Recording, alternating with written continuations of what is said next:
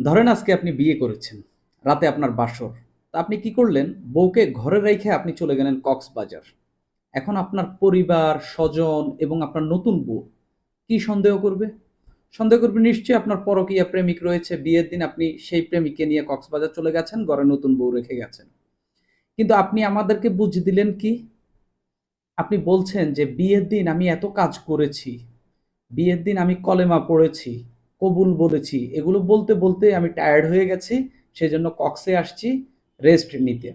ঠিক এই ঘটনাই ঘটতেছে এনসিপির নেতাদের ক্ষেত্রে। সংসদ ভবন এলাকায় এবং মানিক মিয়া এভিনিউতে এই যে এত বড় অনুষ্ঠান করে জুলাই ঘোষণাপত্র সরকার দিল, এই ঘোষণাপত্রের দাবিটি কার ছিল?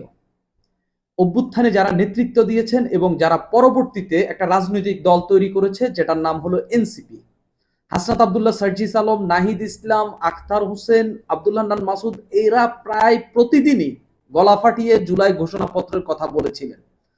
গত বছরের ৩১শে ডিসেম্বর তারা শহীদ মিনারে মোটামুটি জুলাই ঘোষণাপত্র প্রায় ঘোষণা করেই ফেলছিলেন। সরকার সেখানে তাদেরকে কোনোভাবে আটকে সেই ঘোষণাপত্রটা সরকার বলল যে আমরা দেব। সেই ঘোষণাপত্র যখন সরকার ঘোষণা করতে গেল, এনসিপির নেতারা নেই, মানে এনসিপির মূল বিপ্লবীরা নাই। মূল বিপ্লবী কারা? হাসনাত আবদুল্লাহ, সার্জিস আলম দুজনই চলে গেলেন কক্সবাজার, সঙ্গে আরো ৩ জন ছিলেন। নাসির উদ্দিন পাটোয়ারি এই এনসিপি তৈরি হওয়ার পর আরেক বিপ্লবী, যিনি সমান হারে একেবারে রাজনৈতিক বিভিন্ন রাজনৈতিক দলগুলোকে একের পর এক আক্রমণ করে যাচ্ছেন। তাসনিম যারা গেলেন, আরেকজন গেলেন খালেদ সাইফুল্লাহ। তাসনিম যারা এনসিপির সিনিয়র যুগ্ম সদস্য সচিব, আর খালেদ সাইফুল্লাহ হচ্ছে যুগ্ম সদস্য সচিব এরকম, বা যুগ্ম আহ্বায়ক এরকম। এখন প্রশ্ন হইল, মিডিয়াতে রিপোর্ট হয়েছে, রিপোর্টটা আমিও মনে করি ভুয়া, যে পিটার হাসের সঙ্গে তারা দেখা করতে গেলেন, সাক্ষাৎ করলেন। এই যে এত বড় একটা অনুষ্ঠান হচ্ছে, জুলাই ঘোষণাপত্র দেওয়া হচ্ছে, সেই দিন দুপুরে ১২টায় তারা এই কক্সবাজার বিমানবন্দরে অবতরণ করেন। তারা যে বিমানে করে গেছেন সেটা অবতরণ, তার মানে তারা ঢাকা থেকে ১০টার দিকে রওনা হয়েছেন তাদের বাসা থেকে। অর্থাৎ জুলাই ঘোষণাপত্রের দিন সকালেই বা একটু বেলা হওয়ার পরে তারা বাসা থেকে বের হয়ে গেছেন। তাদের ইন্টেনশন কমপ্লিটলি ক্লিয়ার যে তারা এই জুলাই ঘোষণাপত্র অনুষ্ঠানে তারা থাকবেন না। এখন প্রশ্ন হইল, তারা যে কক্সবাজারে ৫ জন শীর্ষ পর্যায়ের নেতা গেলেন, এখানে কি আসলে সন্দেহের কিছু রয়েছে? আমি সন্দেহ করব। পিটার হাসের সঙ্গে দেখা হয় নাই বা হইছে কিনা সেটা অন্য আলাপ। কদরউদ্দিন শিশির একটা স্ট্যাটাসে, একজন ফ্যাক্ট চেকার, তিনি একটা স্ট্যাটাসে জানিয়েছেন পিটার হাস দেশে নেই। তিনি যে কোম্পানির সঙ্গে যুক্ত রয়েছেন পিটার হাস, সেই কোম্পানি থেকে তিনি নিশ্চিত হয়েছেন পিটার হাস বাংলাদেশে নেই, তিনি বাইরে, তার দেশে কিংবা অন্য কোথাও।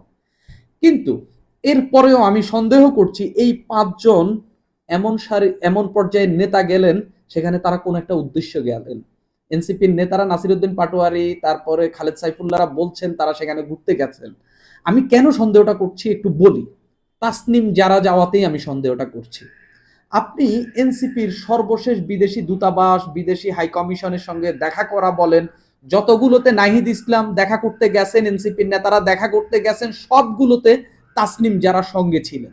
অর্থাৎ বিদেশিদের সঙ্গে দেখা করার ক্ষেত্রে এনসিপি তাসনিম জারাকে সবসময় সঙ্গে রাখে। কেননা তাসনিম যারা বিদেশে পড়াশোনা করেছেন, ভালো কমিউনিকেট করতে পারেন, ইংরেজি ভালো বলতে পারেন, ভালো বোঝেন। আমি বলছি না যে হাসনাত আবদুল্লাহ, সার্জিস আলমরা ভালো ইংরেজি বোঝেন না কিংবা ভালো বলতে পারেন না, তারাও পারেন। কিন্তু একজন বিদেশি ভাষাভাষী বা ইংরেজি ভাষাভাষী মানুষের সঙ্গে যখন আপনি কথা বলবেন, ওই রকম একটা ফ্লুয়েন্সি, ওই রকম একটা অ্যাকসেন্টের লোক আপনার লাগবে। আমি সেই কারণেই সন্দেহ করছি তারা শুধুমাত্র সেখানে ঘুরতে যাননি, কিংবা এই জুলাই ঘোষণাপত্রের অনুষ্ঠানটাকে অ্যাভয়েড করতে যাননি। তারা হয়তো বা কোনো একটা উদ্দেশ্য থাকলেও থাকতে পারে, সেটার আমি সন্দেহ করছি শুধুমাত্র তাসনিম যারা সঙ্গে থাকার কারণে। আরো একটা সন্দেহ রয়েছে, যেই জুলাই ঘোষণাপত্রের জন্য সার্জিস আলম, হাসনাত আবদুল্লাহ হাজার হাজার বক্তব্য দিয়েছেন, হাজার হাজার কথা বলেছেন, দাবি তুলেছেন, সেই জুলাই ঘোষণাপত্র অনুষ্ঠানে কেন তারা থাকবেন না? আপনি দেখবেন যে আজকে তো জুলাই ঘোষণাপত্র হইল, এর আগের দিন রাতে আব্দুল হান্নান মাসুদকে নিয়ে নানান বিতর্ক রয়েছে। অনেকে অনেক কথা বলেন, তাকে নোয়াখালী অ্যাকসেন্টে কথা বলেন, সেটা নিয়েও তাকে অনেকেই খোঁচা মারেন। আমি তার সততায় অন্তত প্রশংসা করব। সে নিজে স্ট্যাটাস দিয়ে জানিয়েছে তারা যাবে, সে হচ্ছে এই বয়কট করেছে জুলাই ঘোষণাপত্র অনুষ্ঠান। কেন বয়কট করেছে?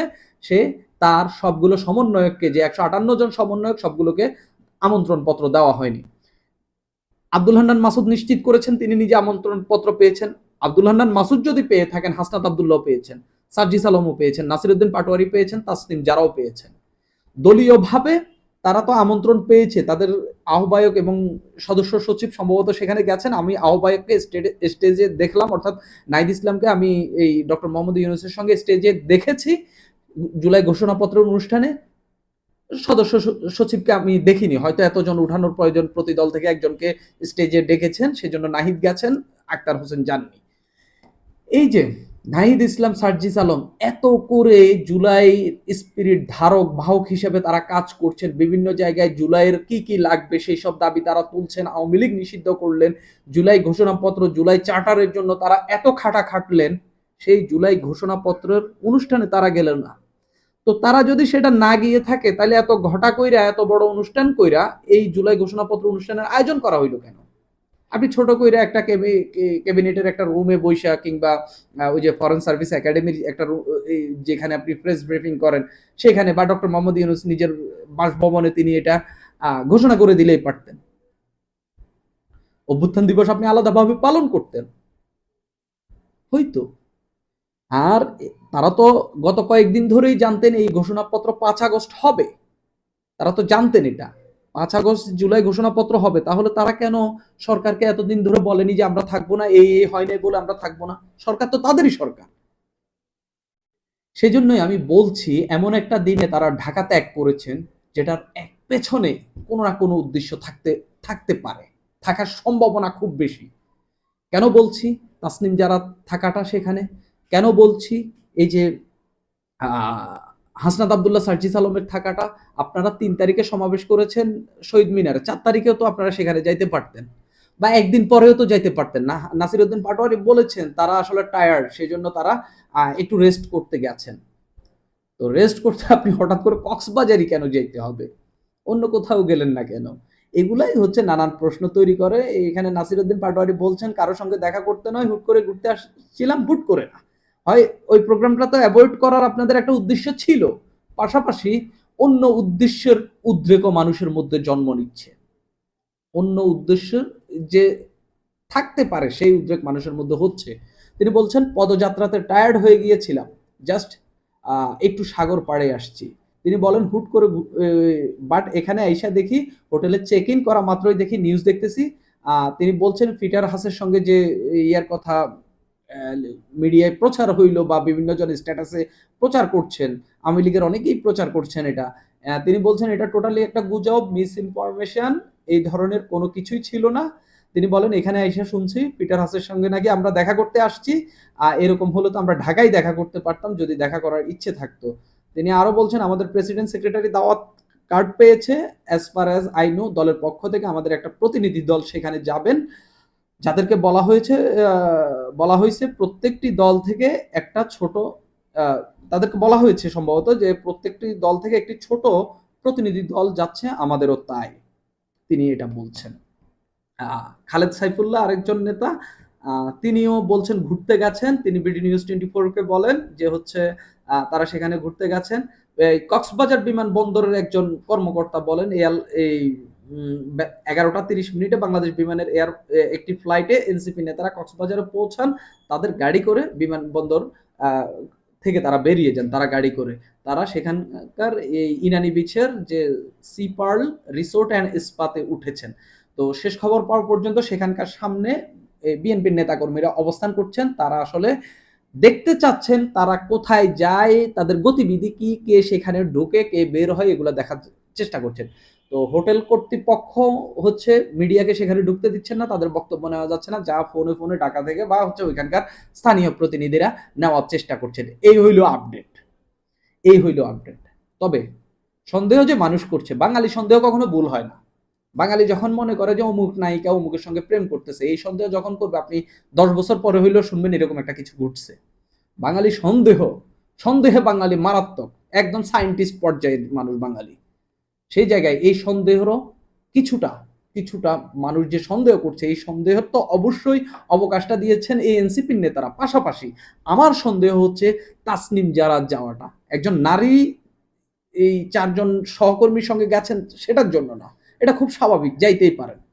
আমরাও বিশ্ববিদ্যালয় জীবনে আমাদের বন্ধু-বান্ধবী আমরা একসঙ্গে অনেক জায়গায় গিয়েছি। খুবই স্বাভাবিক বিষয়। আমি সেটার প্রশ্ন তুলছি না। তাসনিম জারাকে এনসিপি যেভাবে আ এই তাদের তাসনিম জারাকে দিয়ে কার্যক্রম পরিচালনা করায়, সেটা মূলত ইন্টারন্যাশনাল অ্যাফেয়ার্স কে অ্যা তিনি হচ্ছে বেশিরভাগ সেসব জায়গায় তিনি রিপ্রেজেন্ট করার চেষ্টা করেন, সেসব জায়গায় কমিউনিকেট করার চেষ্টা করেন। সেই জায়গা থেকে আমি বলছি এখানে কি আসলেই কিছু একটা ঘটতে যাচ্ছে কিনা বা কিছু একটা ঘটেছে কিনা, যার জন্য একটা গুরুত্বপূর্ণ দিনে, যেই দিনে সেখানে গেলে তাদের বিতর্ক হবে, সেই বিতর্ক উপেক্ষা করেও তারা কক্সবাজারে গিয়েছেন। তারা ঢাকায় থেকে যদি এনসিপি এই জুলাই ঘোষণাপত্রের প্রোগ্রামে না যেতেন, কোনো কিছুই হইতো না, কোনো আলাপও হইতো না। অনেকে হয়তো বলতেন হাসনাত আব্দুল্লাহ আসেনি কেন, সার্জিস আলম আসেনি কেন, ওইটা হয়নি কেন, সেটা হয়নি কেন, এটা নিয়ে আলাপ জুলাপ হইতো, খুব বেশি এত শোরগোল পড়তো না। কিন্তু এই দিনে আপনি ঢাকা ত্যাগ করেছেন এবং এই কারণেই এই পরিমাণ বিতর্ক হচ্ছে। এবং পাশাপাশি যে দুজন বিপ্লবী, আমি হাসনাত আব্দুল্লাহ সার্জিস আলমকে তাদের কথার কারণেই বিপ্লবী বলছি, নট তাদের কর্মকাণ্ডের কারণে। এই কথার বিপ্লবী আর কি। এত পরিমাণ বিপ্লব করে ফেলেছেন তারা, যে হচ্ছে তারা কথায় কথায় ঘোষণাপত্র দাও, কথায় কথায় চার্টার দাও, কথায় কথায় আওয়ামী লীগকে ধ্বংস করে দাও, কথায় কথায় বিএনপির চাঁদাবাজি নির্মূল করো, কিছুই হয় নাই। কিন্তু ঘোষণাপত্র তারা চেয়েছে, দাবি করেছে, সেই ঘোষণাপত্রের প্রোগ্রামে তারা নাই। এই হাসনাত আব্দুল্লাহ সার্জিস আলমের যাওয়াটা, তাসনিম জারার যাওয়াটা আমার কাছে সন্দেহজনক। সন্দেহজনক এই জন্যই, এগুলো তারা মূলত এনসিপির নীতি নির্ধারক। যারা গেছেন সবাই নীতি নির্ধারক, তার মধ্যে তাসনিম জারা খুবই গুরুত্বপূর্ণ, বিশেষ করে বিদেশিদের সঙ্গে যোগাযোগ করার ক্ষেত্রে। সেই জায়গায় আমি সন্দেহটা একটু বেশি করে করছি। অনেকেই, আপনি রাজনীতিতে আপনি স্পেকুলেশন করবেনই, আপনি রাজনীতিতে ধারণা করবেনই, আপনি অনুমান করবেনই। রাজনীতি সম্পূর্ণটাই অনুমান, এবং এই অনুমান কখনো সত্য হবে, কখনো মিথ্যা হবে। আপনি যখন রাজনীতি নিয়ে কথা বলবেন, আপনাকে কিছু অনুমানের উপর ভিত্তি করে আপনাকে কথা বলতে হবে। আপনাকে ২ এ ২ এ ২২ মিলাইতে হবে, ৪ না শুধু ২ এ ২ এ 22 মিলাইতে হবে। এটাই হইল রাজনীতি।